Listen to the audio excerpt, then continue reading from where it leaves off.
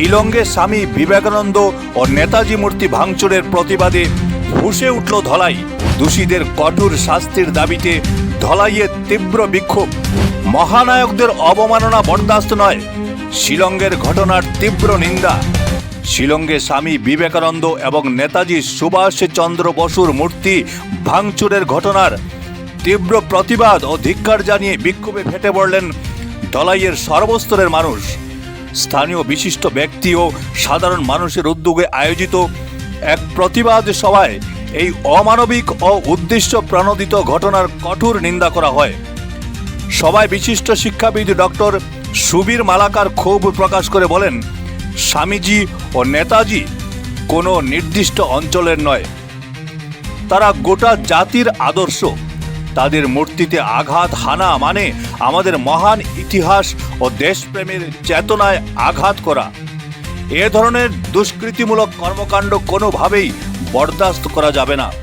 শিক্ষাবিদ বিষ্ণুরঞ্জন ধর ও সজল দে সহ অন্যান্য বক্তারাও অবিলম্বে ঘটনার সুষ্ঠু তদন্ত এবং দোষীদের কঠোরতম শাস্তির দাবি জানান।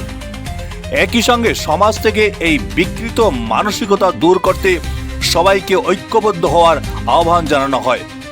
প্রতিবাদ সভা শেষে ধলাই সমজেলার অতিরিক্ত কমিশনার দীক্ষা সরকারের হাতে জেলা প্রশাসনের উদ্দেশ্যে একটি স্মারকপত্র তুলে দেওয়া হয়।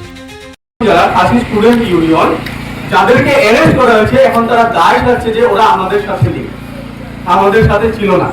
এটা এইভাবে বললে হবে না। এত বড় প্রটেস্ট তোমরা করলে, বাইক নিয়ে কাপুরুষের মতো নাম্বার প্লেট থেকে মুখ দেখে কালা পতাকা নিয়ে তোমরা করলে। কালা পতাকা কখন ইউজ করে? শুক্রাচার্যের বংশধর নাকি তোমরা? কালা পতাকা নিয়ে তোমরা প্রটেস্ট করলে।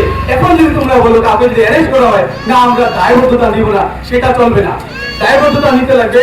আমি তো বলবো প্রত্যেকটা মানুষকে, প্রত্যেকটা, ওরা স্টুডেন্ট ছিল না, আমরা বলবো স্টুডেন্ট ছিল না।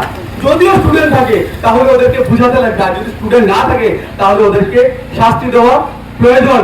না হলে সেই শিলং, সে মেঘালয় থাকবে না, ওরা আগামীতে বুঝতে পারবে। ধন্যবাদ।